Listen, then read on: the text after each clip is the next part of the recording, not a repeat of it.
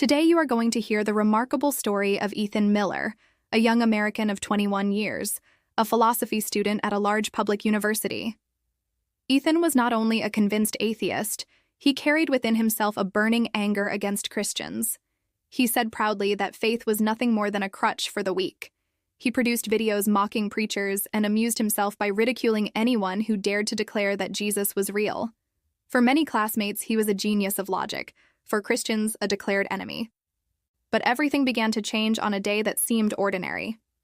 Ethan learned that Kirk would be in his city, and he saw in that the perfect opportunity to defeat a well-known Christian in front of an entire audience. He prepared arguments, memorized phrases from philosophers, and entered that auditorium as if going to an intellectual war. He just did not know that it would be in that place that something extraordinary would happen. Imagine an atheist full of anger who, in secret, would make the very first prayer of his life and would receive a supernatural answer. A miracle in his family, a divine visitation, and an encounter that would change everything forever. And to continue with this story, make sure you are already subscribed to the channel and like the video so that this message of faith can reach even more people. And take the opportunity to tell us in the comments from which city you are watching us. My name is Ethan Miller, and for a long time I lived as if I had all the answers. At 21 years old, immersed in the philosophy program at a large American university, I considered myself superior to anyone who dared to believe in God. My life was surrounded by piles of books by Nietzsche, Marx, and Sartre. I spent hours memorizing quotes that I used as weapons, ready to attack any argument that sounded too Christian, too religious, or, in my view, too irrational. To me, the Bible was nothing more than an outdated relic, and Christians were weak people, dependent on a childish faith to endure life. I took deep pride in the image I had built. Among my classmates, I was known as the most logical and intelligent in the group. Whenever someone raised a question about faith, religion, or spirituality, I was the first to respond with sharp remarks, filled with irony and disdain. I laughed loudly, made a point of humiliating those who believed in miracles or prayer, and for me that was a kind of trophy. I wore simple clothes, nothing flashy, but what truly marked my presence was the arrogant gaze, the smirk always ready to mock, and the posture of someone who believed he was in control of everything. However, behind the mask of confidence there was something I hid from everyone. At home, my mother, Rebecca Miller, was fighting a silent battle against early-stage breast cancer. I pretended not to care, but the truth is that it ate me alive inside. Instead of facing the pain, I turned it into anger. Not only anger at the disease, but anger at the idea that a God could allow such a good woman to suffer that way. If there was a greater force in the universe, it could only be indifferent or cruel, I thought. That resentment became fuel for my rejection of any form of faith. It was easier to believe that God did not exist than to face the possibility that he did and, even so, had allowed it. My room was a reflection of that conflict. Books stacked on the floor, notes scribbled on loose pages, quotes from philosophers taped to the walls. Each quote was a reminder that I did not need God, that I was capable of explaining life without turning to faith. But deep down, those words were only walls I built to hide my pain. I did not admit that even to myself. Pride was my armor and anger was my sword. It was in this setting that I heard about a lecture by Kirk in my city. His name circulated among my classmates as that of a strong defender of the Christian faith, someone who spoke about values, freedom, and of course about Jesus. For me, it was the perfect opportunity. I could prove before an audience that the Christian faith was nothing more than a mistake. It was the ideal field to use my intellectual weapons and gain more recognition among my atheist friends. The idea filled me with energy. I spent entire nights preparing what I considered an unbeatable attack. Every phrase was rehearsed, every quote carefully chosen. I wanted to see the look of frustration on a famous Christian's face when he failed to answer my questions. I remember one night in particular, the room lit only by the lamp, open books, scribbled pages scattered on the desk and floor. I paced back and forth, murmuring phrases, practicing facial expressions. Contempt was in every detail of my preparation. I did not see it as a simple debate, but as a war. The day of the event arrived, and I entered the auditorium with the feeling of going to the battle of my life. With every step, my heart raced, Not out of nervousness, but out of expectation. I wanted to win. I wanted to humiliate. I wanted to make it clear that the Christian faith was at best an outdated superstition. The place was crowded. The audience was waiting anxiously, and I felt like a gladiator about to enter the arena. When the moment came, I raised my hand and fired the words I had rehearsed so many times. The Christian faith is irrational, against science, and has only held back humanity for centuries. My voice echoed firmly. My posture was one of challenge, and my smile made it clear that I believed I had won even before hearing the response. I expected to see anger in Charlie's eyes, expected sarcasm, expected anything that confirmed the image I had of Christians. But what happened completely disarmed me. Charlie did not respond with hostility. He did not raise his voice, did not try to ridicule me, did not throw aggressive arguments back. On the contrary, he spoke with a serenity that unsettled me. He explained that faith and reason were not enemies, but could walk side by side. He said that Christianity was not contrary to science, but that in fact, it had been the foundation of values such as freedom, human dignity, and development. He spoke calmly, as if he were not defending an idea, but sharing a personal truth. And then came the phrase that pierced my heart like no philosopher's quote ever had. It is not logic that transforms a heart, but the love of Christ that calls each one by name. I cannot exactly explain what I felt in that moment, but it was as if the wall I had built for years began to crack. I tried to disguise it, tried to keep the cold look, but inside something was trembling. Why did those words, simple and spoken without aggression, affect me so much? I did not want to admit it, but something inside me was moving. For the first time in a very long time, I had no ready answer. My mind was still searching for justifications, but my heart seemed to have heard something deeper. At that moment, I did not know, but this would be the first of many cracks in the wall I had built against God. I left that auditorium still trying to convince myself that I had won, but deep down a doubt had infiltrated my pride. I was no longer the same. I went back home that night completely disturbed. Charlie Kirk's phrase echoed in my mind like a sound impossible to silence. It is not logic that transforms a heart, but the love of Christ that calls each one by name. I tried to convince myself that it meant nothing, that they were only pretty words spoken by someone trained in rhetoric, but the more I repeated that excuse, the weaker it sounded. I had spent years studying, quoting philosophers, mocking faith, and suddenly a single simple phrase seemed more powerful than all the pages I had ever read of Nietzsche, Marx, or Sartre. In the following nights, sleep disappeared. I lay in bed, closed my eyes, but that serene voice from the auditorium returned, as if it were an uncomfortable reminder that maybe I did not have all the answers. I turned from side to side, my mind racing, trying to organize my arguments to silence that strange feeling. But it was like trying to hold water between my fingers. And the more the silence of the night surrounded me, the more I felt the weight of doubt growing inside me. It was in this state of restlessness that I decided to open a Bible that had been forgotten on a shelf. Someone had given it to me years ago, and I had never gotten past the first page. I took the book with the intention of criticizing, of finding flaws, of proving to myself that it was only a collection of myths. I opened to the Gospel of John, without planning, just by chance. In the beginning was the Word, and the Word was with God, and the Word was God. I expected to feel contempt, but instead I felt a strange curiosity, almost as if those words were alive. As I read, it was as if something inside me tried to resist, but at the same time, a gentle force drew me in. I read to criticize, but I felt as if I were being read by those sentences. It was an inner battle I did not know how to describe. Till in the midst of this turmoil, the news I feared most arrived. My mother Rebecca's tests showed that the disease had advanced. The cancer was no longer just an initial controllable stage, but seemed to be moving faster than the doctors expected. The anger returned, stronger than ever. I wanted to scream at the sky, wanted to accuse this God I did not believe in of being cruel. But along with the anger came also a strange feeling of helplessness. For the first time in my life, I realized that there was no book, no argument, no professor who could give me an answer or bring my mother's health back. I could master speeches, but I could not change the reality in front of my eyes.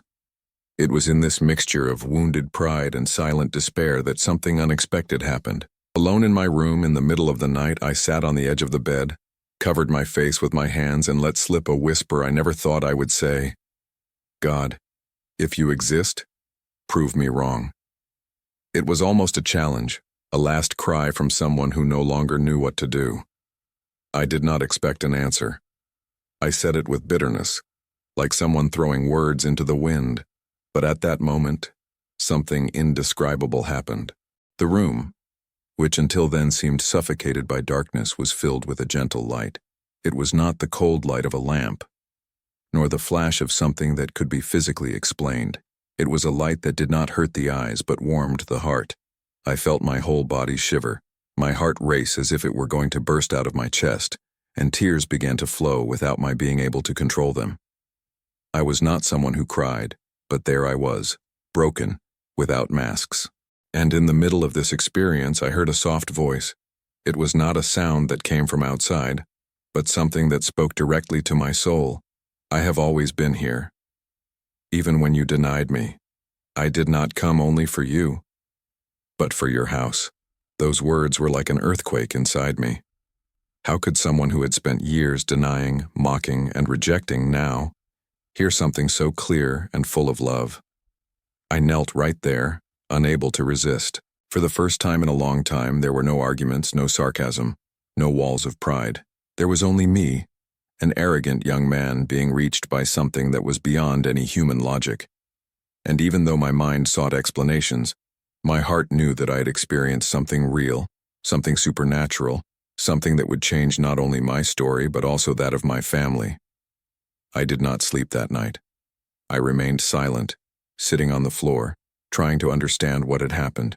Every time I closed my eyes, I remembered the gentle light, the indescribable peace, and that voice that seemed to bring not condemnation, but love. I knew I could not go back to being the same after that. I still had doubts, still had fear, but I had also felt something that no book, no debate, and no argument had ever given me. And it was there, in that room, with tears on my face and my heart racing, that I realized the wall I had built for years was collapsing. Something much greater than me had entered my life, and that presence was not only looking at me, but also at my mother, at my home, at everything I thought was lost. Days after that early morning when I felt the light invade my room and heard words that transformed my soul, the moment I feared most arrived. My mother had an appointment scheduled at the hospital to undergo new tests. I remember exactly the feeling of walking beside her through the cold corridors of that place. The air, heavy with the smell of medicine and disinfectant, seemed to weigh on us. I observed every detail of her face, trying to hide the fear that was eating me up inside. Although I had experienced something supernatural in my room, part of me still wrestled with doubt. Had it been real or only the product of my imagination? Sitting in the waiting room, I watched other people in similar situations. Some families showed hope, others carried in their eyes the weight of uncertainty. My mother, Rebecca, tried to smile at me, but I could see the tiredness and pain in her eyes. I said nothing, just held her hand. It was in that silent gesture that I realized how much I loved her and how much I needed her. For the first time, I truly wished with all my heart that God was really listening. The minutes felt like hours until the doctor called us. We entered his office, and the tension was almost unbearable.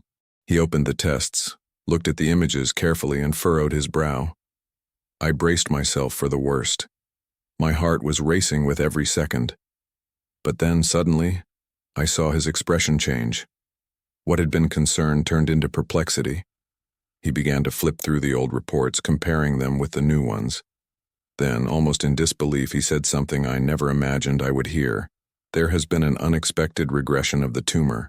His words seemed to echo in slow motion. Unexpected regression. He repeated that there was no medical explanation for it, that the test showed something completely different from what was expected. He even stumbled over technical terms, as if searching for justifications. But deep down, he was as impressed as we were. My mother, with tears streaming down her face, turned to me, held my hands, and said with a trembling voice, "Ethan, God heard your prayer." At that moment, I could no longer contain myself. The tears I had tried to hold back since the waiting room fell all at once. I fell to my knees right there, not caring who was watching, not worrying about what the doctors or nurses might think.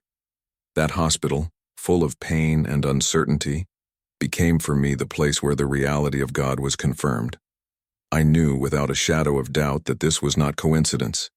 It was an answer. It was a miracle. As I cried, images of that early morning returned to my mind.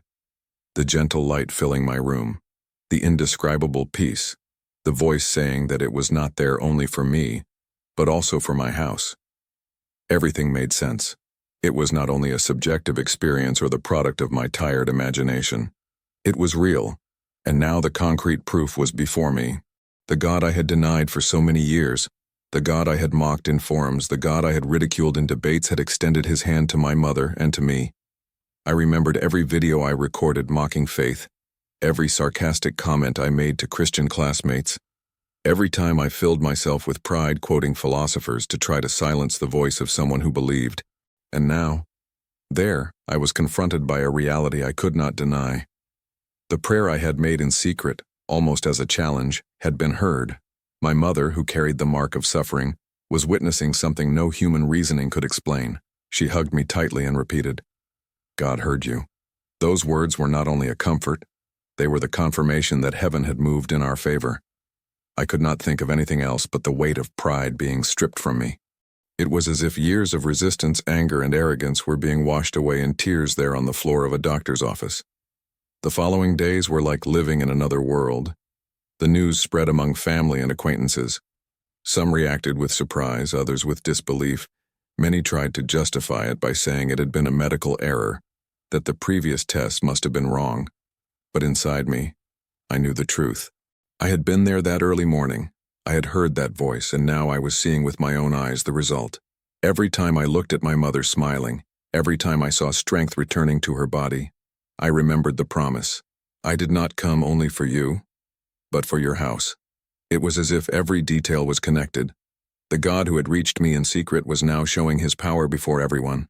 I did not know how to explain this to my friends at the university, did not know how to share it with the atheist classmates who admired me for my supposed unshakable logic. But inside my home there was a certainty no theory could steal. God had acted. And with each day this conviction grew stronger. I caught myself in moments of silence remembering the scene at the hospital, the astonished expression of the doctor, the emotional voice of my mother. It was impossible to deny. I had sought proof, and it had come in a way that left no room for doubt. Deep down I knew this was only the beginning of a journey. The miracle was not only physical, it was spiritual. It was personal. It was intimate. It was as if heaven had come down to show me that I was not alone, that my mother was not alone, that our home was not forgotten. And even without yet understanding all the answers, even without completely knowing what would come next, I carried with me a new, unshakable certainty. Something greater had been revealed, and I could never go back to who I was before. When everything happened with my mother, I was sure that no one else could convince me that it was nothing more than coincidence. I had seen, I had heard, I had experienced. But soon I realized that living a miracle and maintaining this conviction in the face of others' critical eyes would be one of the greatest challenges of my life. It was as if, suddenly, I had been placed in an arena, and everyone around me was ready to throw stones not at my body, but at my newborn faith. At the university, the environment that once seemed so comfortable to me turned into a hostile field. I had always been that student who mocked Christians, who was applauded when I dismantled arguments of faith in classroom debates. I was seen as someone who used logic as a sword and sarcasm as a shield. But when my classmates began to notice that something in me had changed, the reaction was immediate. During a conversation in the hallway, one of them laughed and said loudly, "Ethan, you let yourself be fooled by religion. You became exactly what you criticized." Others joined in, repeating jokes, calling me weak, saying I had betrayed reason. Every word cut deep because it was like hearing the distorted version of what I myself had said so many times about others. The professors also did not miss the opportunity to expose me. One of them, while commenting on faith and science in a class, cast a direct look at me and stated, "It is incredible how even the most promising minds can get lost in religious illusions." The class laughed and I sat there feeling my face burn. I wanted to stand up and shout that it was not about illusion, but about something I had lived in a concrete way, something that had changed my family's story. but shame paralyzed me. I still did not know how to respond, still did not have words to explain. At home, the battle was different. Part of my family, when they heard about the regression of my mother's tumor, reacted with disbelief. Some said it had been only her willpower. Others claimed that the previous tests must have been wrong, that there was nothing extraordinary happening. I tried to explain what I had seen, what I had heard, but it was as if the words got lost in the air. And each time someone reduced the miracle to a simple medical error, I felt the anger of the old Ethan trying to resurface, the anger against faith, against blindness, against the denial of what for me was so clear. But there was also my mother's voice. Rebecca had no doubts. In a family gathering, when one of my uncles said it was nothing but luck, she raised her voice with tears in her eyes. I know it was God. I felt it. I was there. I lived it. It was He who sustained me when I had no strength. It was He who answered my son's prayer. Silence filled the room. I had never seen my mother speak with such conviction. At that moment, it was not the tests, it was not the medical reports that served as proof. It was her testimony, simple and profound, that carried more strength than any argument. Seeing my mother declare that in front of everyone was receiving a new breath of courage, at the same time that I felt shame remembering the things I had said against God, against faith, against people who believed, I also realized that something new was being born inside me. A courage that did not come from myself, but from the experience I had lived, and the truth that now I could no longer deny. Even so, the struggle was intense. I remember walking alone through the university hallways, hearing the comments, the muffled laughter, the nicknames. Some called me disguised preacher, others new fanatic convert, and every time I heard those words, the shame hit hard. But deep down, I knew the shame was not only about what others were saying. It was also about my past, about what I had been. I remembered the times I had laughed at Christian classmates, the times I used cruel words to wound. Now I was on the other side, and feeling the weight of that made me want to disappear. But along with that shame, a new strength was growing inside me. I knew I could not go back. I could not pretend nothing had happened, could not hide from the reality of the miracle I had witnessed. Every time I saw my mother smiling, every time I remembered the soft voice that night, I understood that it was not coincidence, that it was not illusion. It was real. And if it was real, then I needed to have the courage to live according to that truth, even if the whole world rose against me. I began to realize that the consequences were not only external. There was a war inside me. The arrogant Ethan, full of certainties, still tried to resist. But there was also the broken Ethan, who had experienced something greater than any theory. And between these two versions, I was being shaped, challenged to choose which path to follow. My mother became a pillar in this phase. Whenever I came home downcast after a day of mockery and provocations, she welcomed me with words of faith. Do not be afraid, Ethan. God is with us. He did not do this to shame you, but to show you who you really are. Those words were like balm to my wounded soul. It was as if each sentence of hers erased a little of the darkness trying to pull me back. And so, between the shame of the past and the courage of the present, I began to walk a new journey. I could no longer deny what I had lived, and even if the whole world mocked, I knew that truth had reached me. I was called to live something different, something I still did not fully understand, but that was transforming me inside. After everything that had happened, something inside me began to change in a way I never would have imagined. Before, I looked at the Bible as an outdated book, full of flaws that I used to fuel my arrogant speeches. Now, however, I felt an almost desperate need to open it every day, no longer as a critic but as someone thirsty for answers, someone who needed to find a real meaning for everything I was living. I found myself waking up early, still with the sun rising, to sit at the desk in my room and read those pages with different eyes.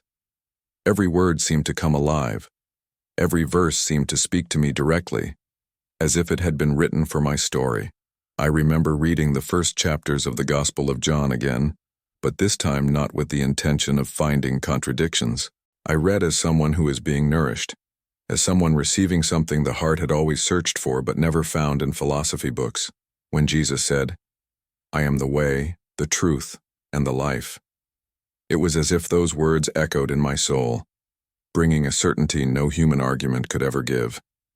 I read and felt tears rolling without realizing it, because inside me there was a mixture of repentance and hope. It was as if every page was a love letter written to me, someone who had spent years mocking and rejecting all of that. As the days went by, I realized that only reading was not enough. I needed community. I needed to be close to people who lived this faith in a real way. So, with much hesitation, I decided to enter a small church not far from our home. I still carried the fear of judgment because I knew very well how I had treated Christians in the past. I expected suspicious looks, criticism, or even rejection. But to my surprise, I was received with sincere hugs, with smiles that did not seek to condemn me, but to welcome me. In that simple church, without big structures, I found something I had never felt in the university hallways or in crowded debate auditoriums. Peace.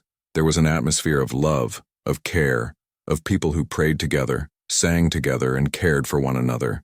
I sat in the back, trying to be only an observer, but soon I was surrounded by young people who invited me to join a group. They did not ask me about the past, did not want to know how many times I had mocked faith. They simply called me by my name and said, "You are welcome here." It was in this youth group that, for the first time, I felt the courage to share what had happened to me.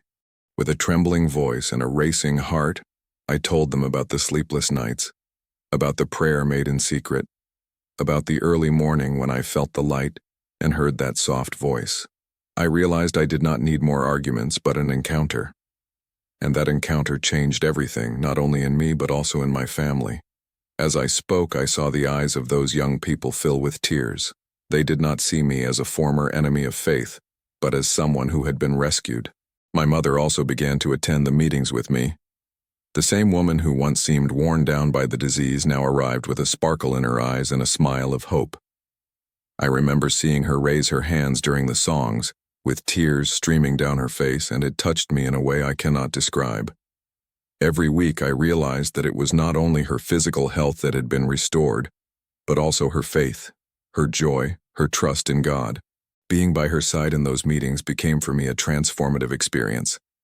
And as all this was happening, I felt that God was not only changing my routine or my words, but was reshaping my heart. Before, I took pride in coldness, in logic, in the ability to use arguments to silence others. Now I took pride in simply being able to open the Bible and hear the voice of God, in being among people who prayed for me, in being able to raise my voice not to mock, but to give thanks. It was as if every part of my life was being rebuilt, brick by brick, on a new foundation. I still remembered the past with shame, but it was no longer the kind of guilt that crushed me. It was a repentance that became fuel to keep moving forward. I knew I had much to learn. I knew I would still face many struggles, but the difference was that now I did not walk alone. The same God who had found me in my room in the midst of tears now walked with me every day, in every Bible reading, in every prayer, in every church gathering. This transformation was not only visible in me, but also in our home. Conversations changed. The atmosphere changed. Even the small gestures of daily life began to carry a new lightness. The emptiness that was once filled with arguments and anger now gave way to moments of family prayer, to words of encouragement, to laughter I thought I would never hear again. It was impossible to ignore. Something real and deep had happened. The story of Ethan Miller is not only about a young college student who doubted everything, but about someone who was surprised by the love of God in the midst of pride, pain, and unanswered questions. What began as a life marked by anger against Christians turned into a testimony of faith, hope, and restoration for the entire family. It is impossible to hear something like this and not reflect on how God is still alive, acting, and reaching hearts that seem to be so far away. And if you have come this far with me, I want to make a special invitation. Take this moment to check if you are already subscribed to the channel. That way, you will not miss any powerful story like today's. Also, leave your like so that this message can reach even more people who need to hear about transformation and hope. And of course, write in the comments the phrase "I love Jesus," because that simple declaration can be the spark that will inspire others to also open their hearts to God. And get ready, because the next video that is appearing on your screen will move you even more. The title already says a lot. From rage to redemption. After debating Charlie Kirk, his world collapsed and faith emerged. A new journey, full of challenges and discoveries that will continue to reveal how God can transform even the most unlikely stories. Click and come with me in this sequence because what you are about to see can change the way you look at faith.